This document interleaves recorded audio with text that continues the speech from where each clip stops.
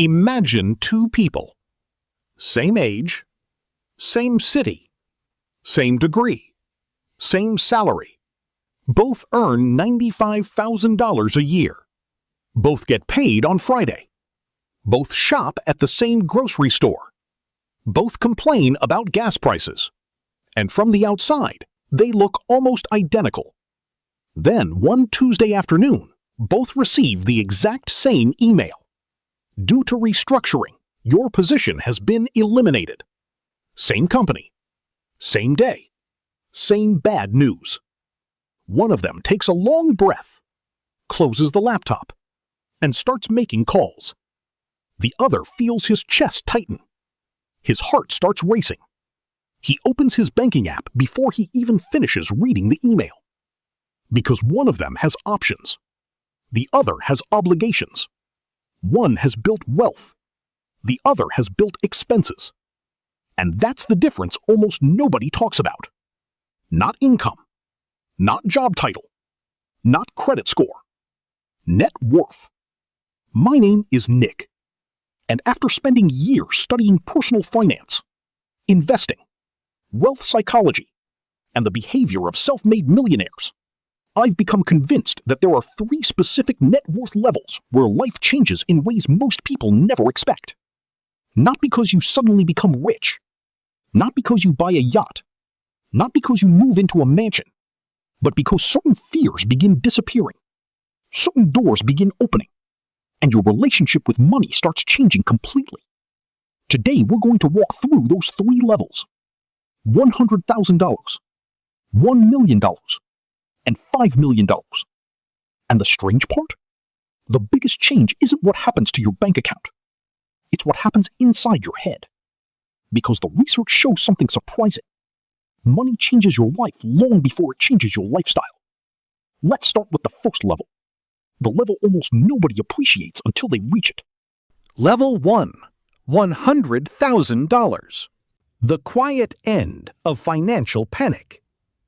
Most people think $100,000 is important because of investing. They're wrong.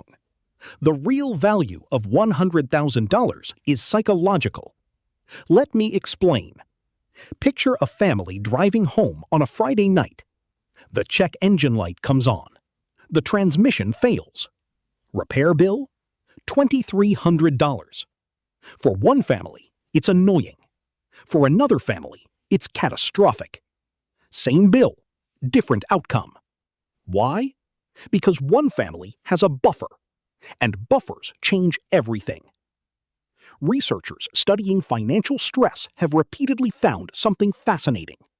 Money problems don't just affect finances. They affect decision-making itself.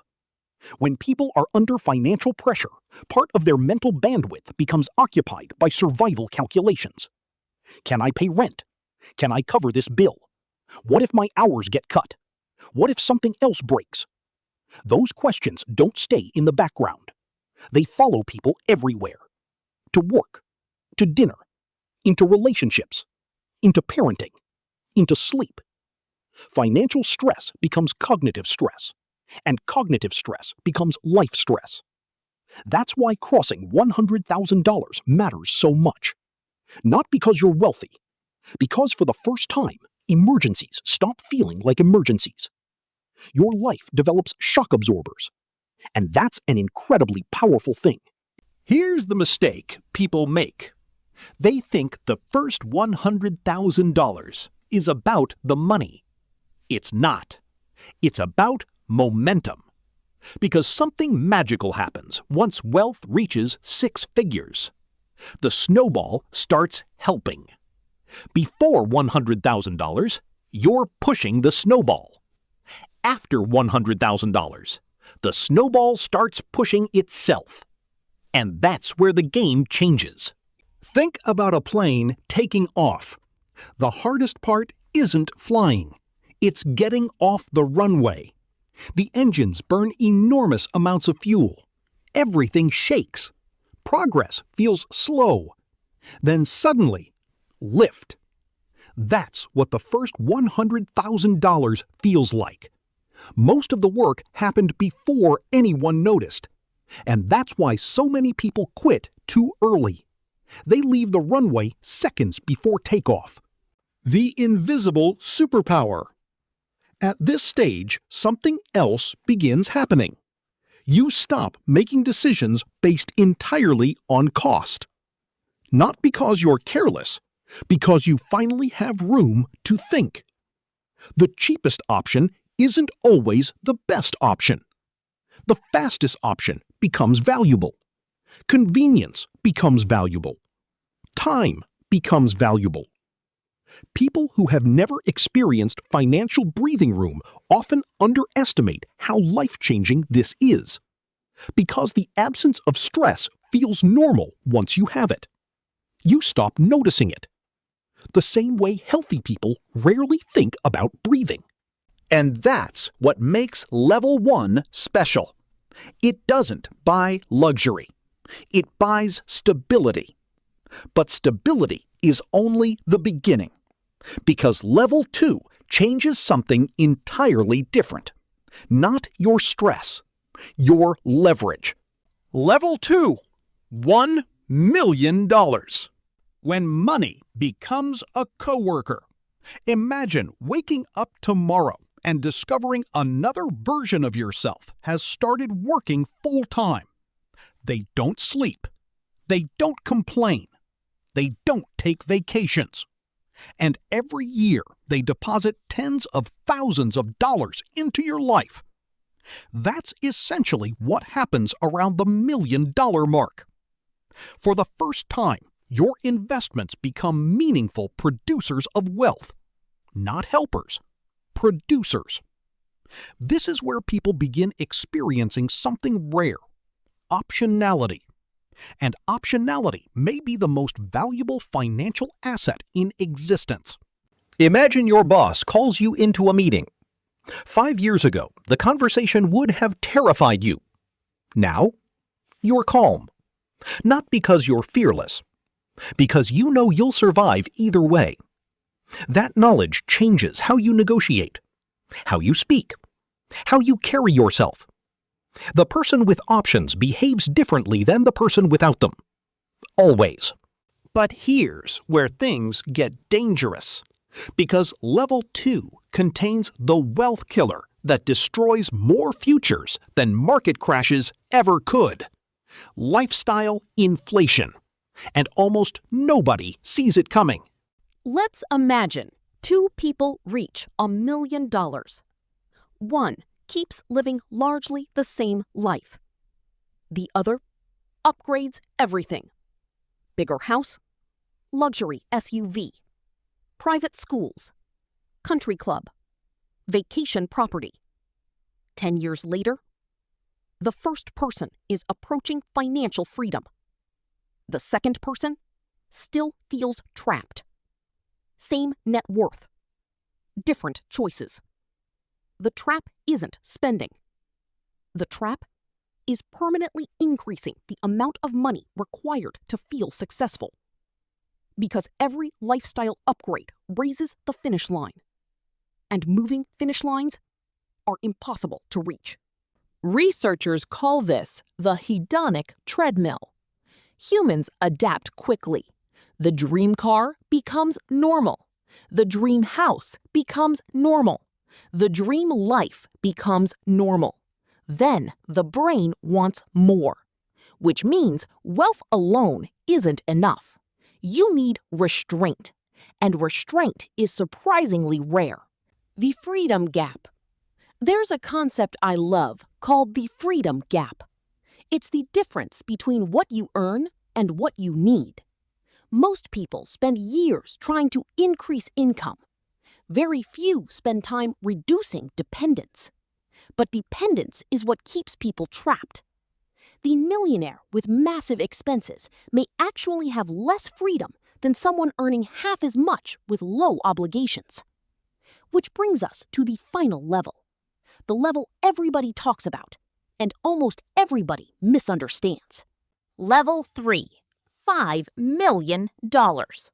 Buying back your life. If Level 1 buys stability, and Level 2 buys options, Level 3 buys time. And time is the only asset that never replenishes. Every other financial goal ultimately points back to this. Not houses, not cars, not watches. Time. The ability to decide what happens on a Tuesday morning. That's the dream. Not luxury. Control. Think about the wealthiest people you know. What makes them different? Often, it isn't what they own. It's what they don't have to do. They don't have to take the meeting. They don't have to work the overtime. They don't have to tolerate the nonsense. Their calendar belongs to them. That's the real prize. But here's the twist nobody expects. A shocking number of people reach this level and still aren't happy. Why? Because they solved a money problem, not a meaning problem. For decades, researchers have studied happiness and income, and one conclusion keeps appearing. Money removes certain forms of suffering: financial anxiety, instability, insecurity. But once those problems disappear, something else takes over: purpose, relationships, health, identity. And money can't solve those automatically. A person who hates their life with $50,000 may still hate it with $5 million, just more comfortably. That's why the happiest wealthy people aren't the ones with the most money. They're the ones who know what they're using money for. Money is a tool, not a destination. A vehicle, not a purpose. And the people who understand that are usually the ones who enjoy wealth the most. So let's zoom out. 3 levels, 3 transformations. $100,000 buys stability. $1 million buys leverage. $5 million buys time. Notice something. None of them are about impressing strangers. Every level removes a fear. Fear of emergencies. Fear of dependence. Fear of running out of time. That's why net worth matters more than income. Income determines speed. Net worth determines freedom. And freedom, not luxury, is what most people are actually chasing, whether they realize it or not. So don't focus on level 3 if you're still building level 1. Don't compare your chapter 2 to someone else's chapter 20. Just focus on the next milestone, the next contribution, the next investment, the next step. Because wealth is rarely built in dramatic moments. It's built in boring ones. Small decisions, repeated consistently, for years. And eventually, one day you'll look back and realize something incredible. The number changed. But more importantly, you changed with it. And that's the part nobody can see on a balance sheet.